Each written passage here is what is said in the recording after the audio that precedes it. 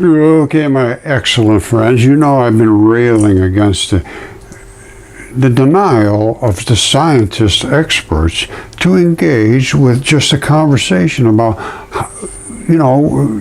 questions. And the question I have is peer review does not allow it to be asked, because they won't allow you to ask or to present something that they will not peer review, and they refuse to peer review anything that I have presented. So, what would I ask if I could ask a question in a general forum? Well, here's the questions. Okay, this is the question that I would ask about the Webb Telescope. Does it work because of the vacuum of space? And it says yes. Its thermal stability, clear views, and low interference depend on it being an extremely good vacuum, which they say is accurate. Now, I totally disagree with that. What if a particle of light was a particle, not just light is nothing? I don't know what they think light is. Light is particles. So what if they were particles just everywhere? Would that mean it's less and less of a vacuum? Well, obviously, if there's particles everywhere, yes. And in my Dipole Electron Flood Theory, I call the light that's throughout the universe the dipole flood, which is these particles coming off of every luminous body sends out these particles, and they are atomic vapor. All right, let that sink in. Atomic vapor. Well, what does atomic mean? It means smaller than the ball. Hold on. Let me give it a little example. This is an atom.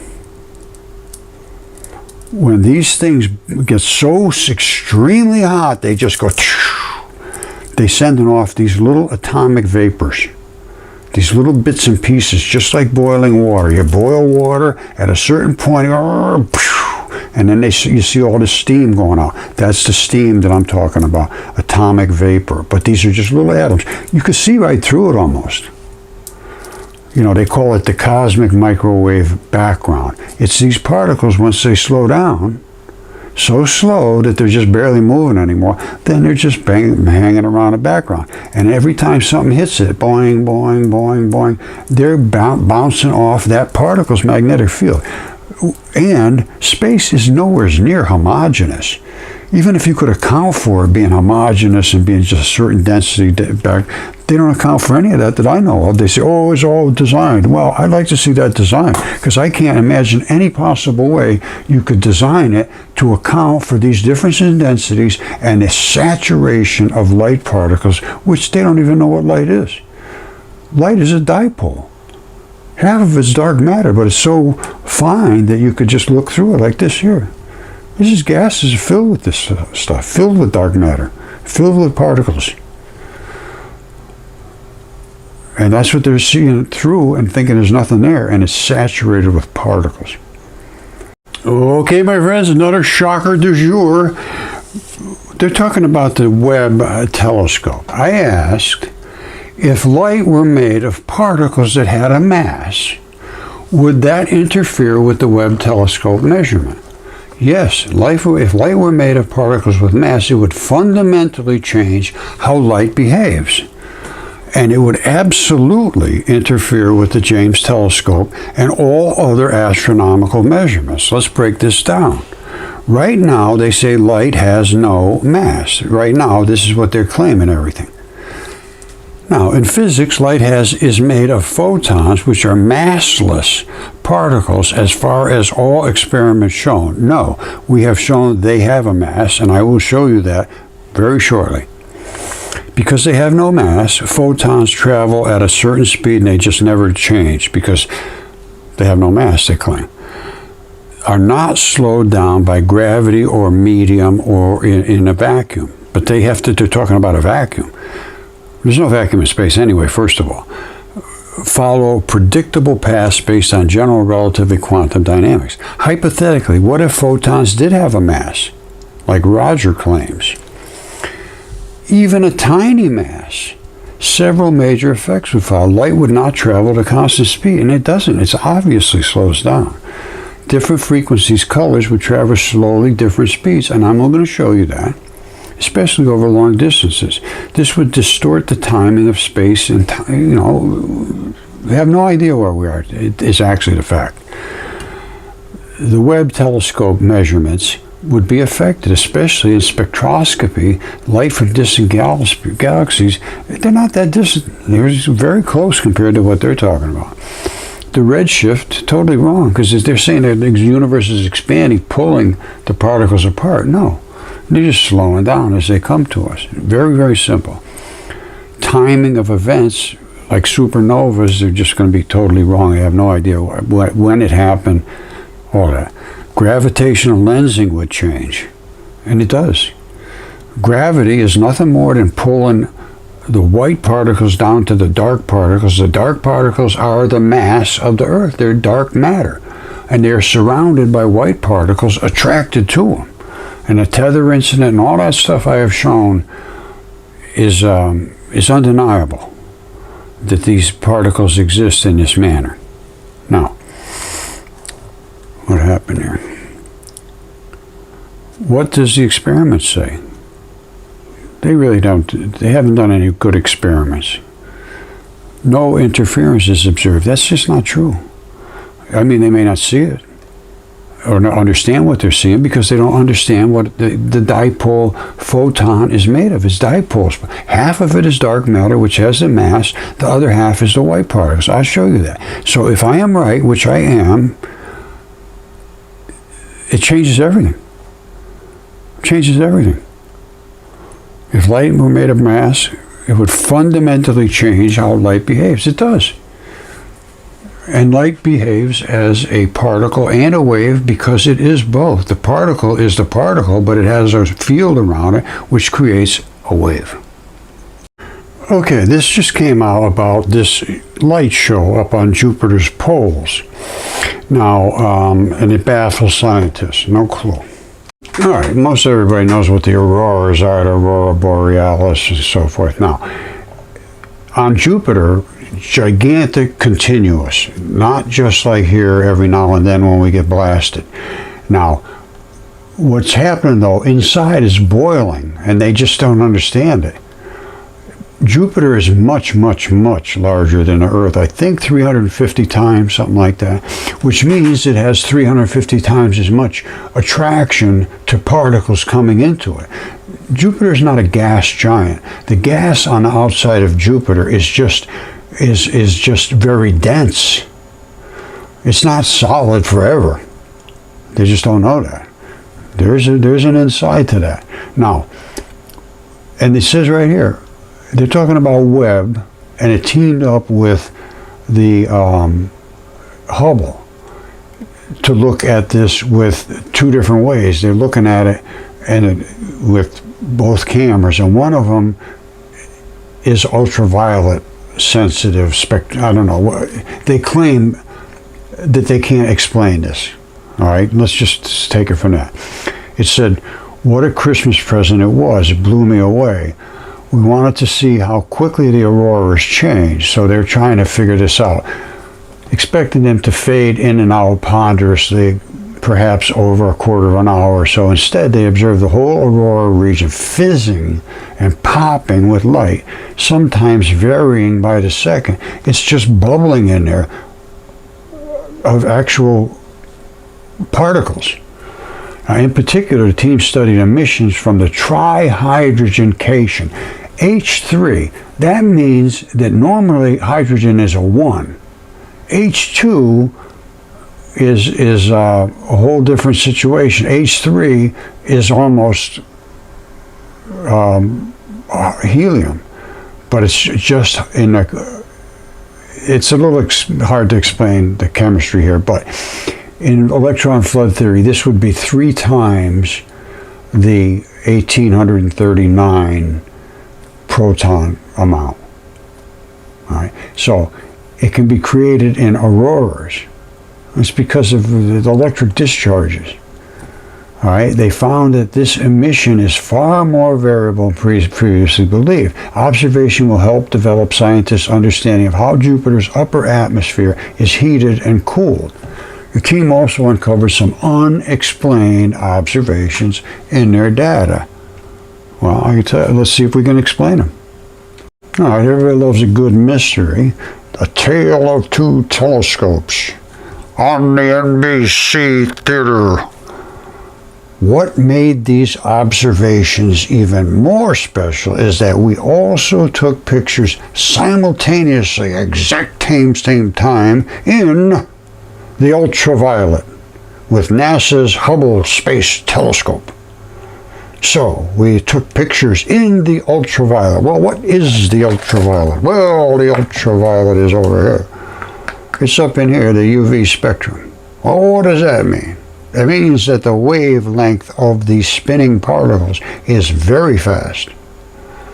And once you go past the ultraviolet range, you get into what's called the ultraviolet catastrophe. Oh my goodness, what's the ultraviolet catastrophe? It means that it spins so fast, all the white particles leave and all you're left with is the black heavy-duty bangers.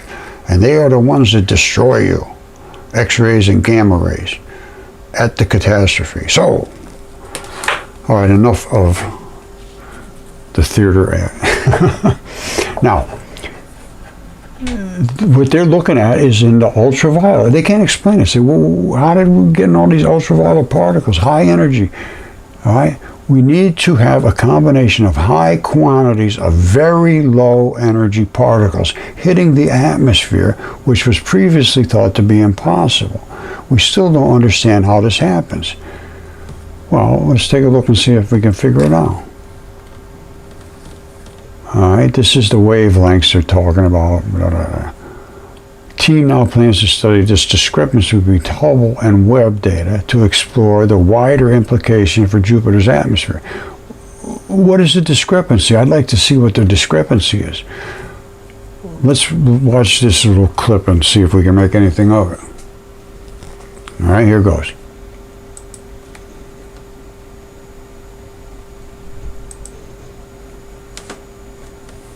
This is the bubbling they're talking about. You see all this here? That's the ring around the whole thing. And this is the bubbling.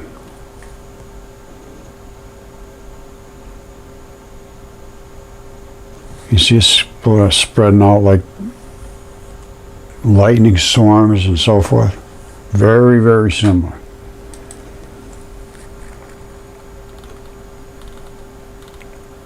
So they just don't understand it. What can we understand from it? It's spinning this way. All right, so I think it's spinning. They may have this inverted. Hold on a second. All right, this is the spin of Jupiter. Now I'm going to slow this thing down if I can, which I can, to 25%. Now I'm going to let it play. Now here's my claim before we start. Jupiter itself is spinning in this direction. You're going to see the red spot come up this way.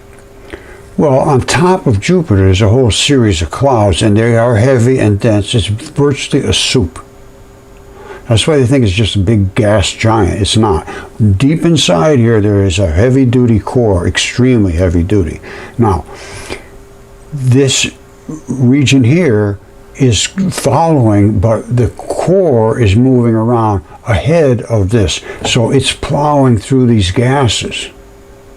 And you see the gases will surround the red spot because it is a bump. It's not a storm. These gases are trailing here, and you can see the separation of these colors. Once you understand colors and transition metals and reflectivity is all based on the molecules that the light is hitting. We are seeing reflectivity. Just like this right here.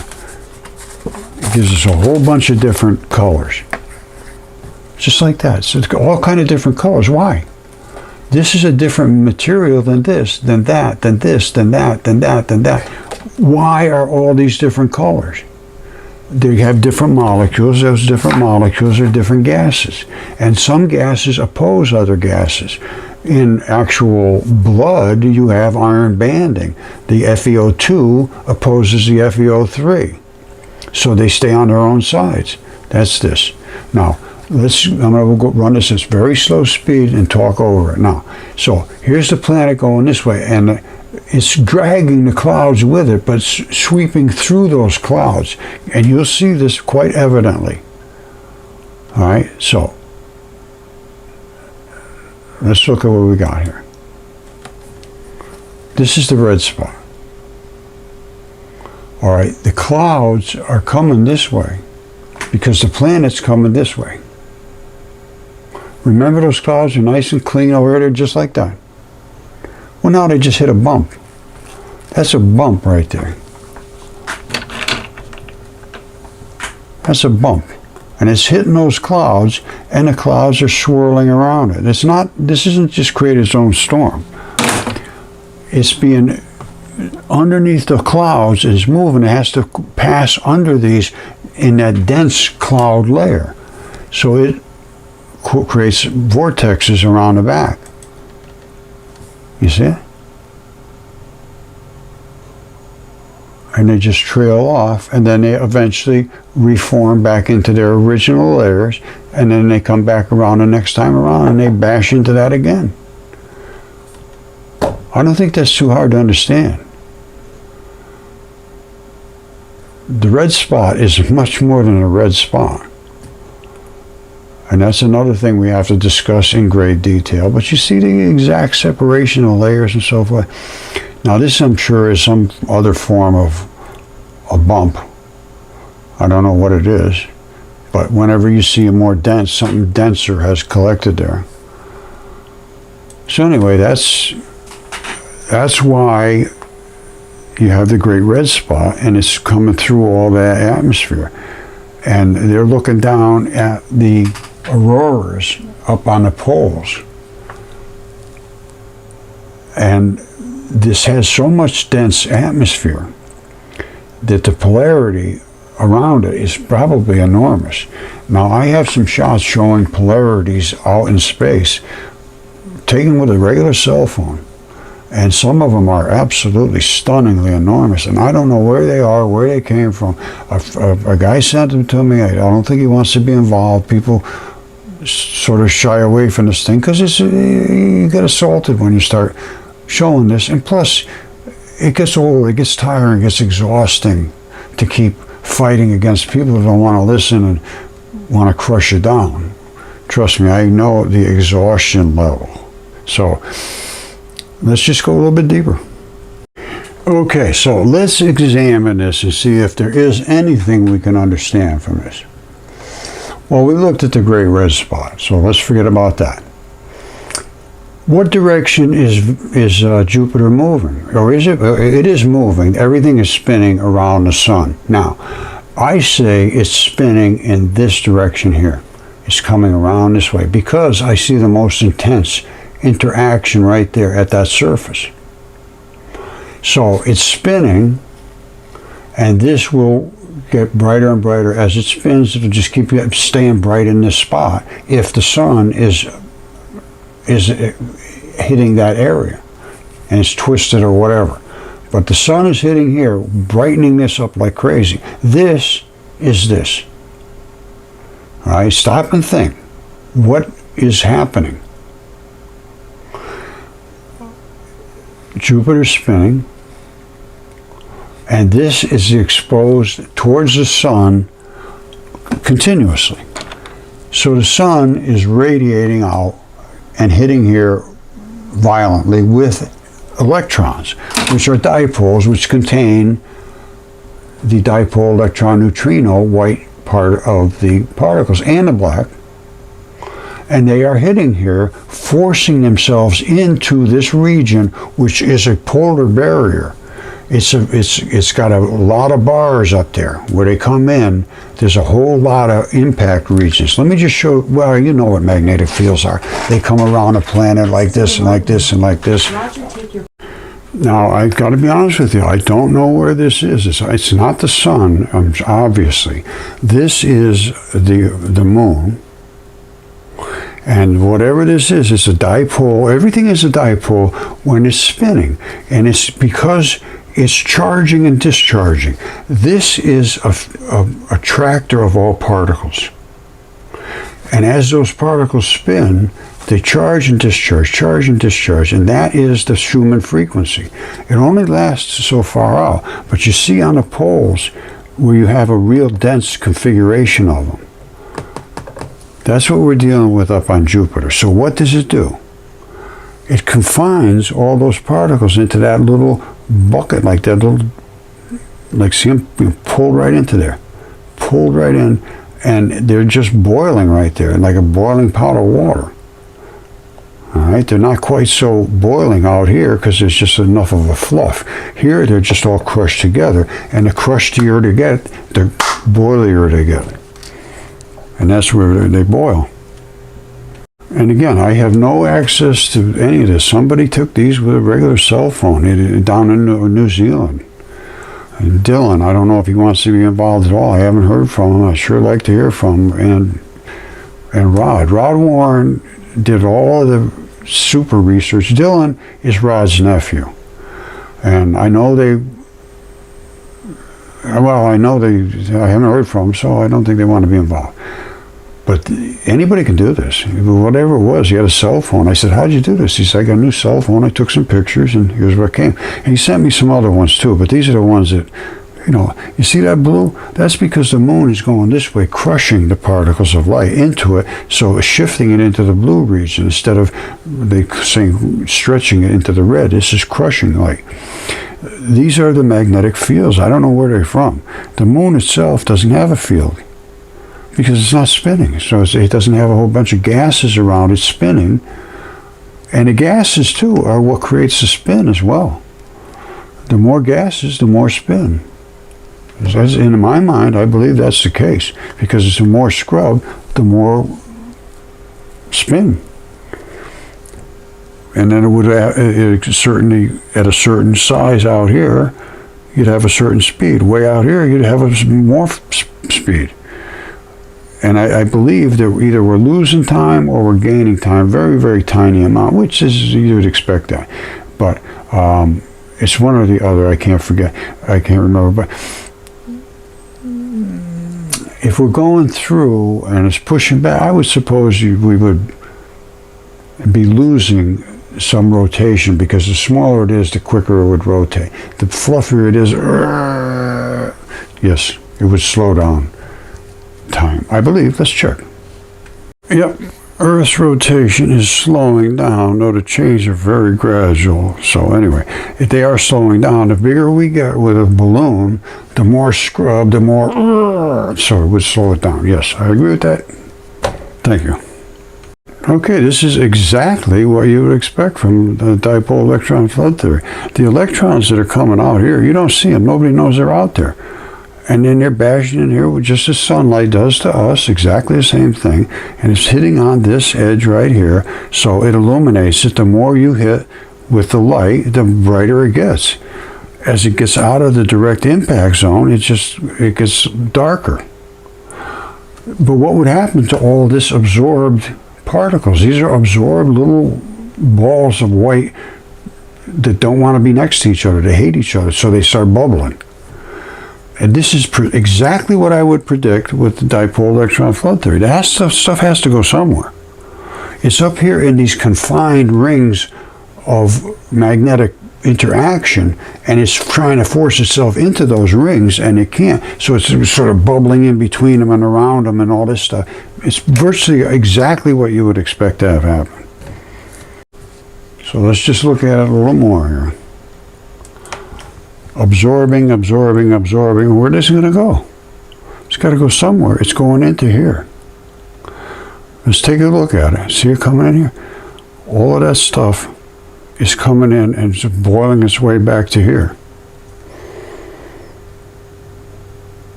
Watch the shoot. See it? Shoot off there. Anytime you see glow, it's higher energy.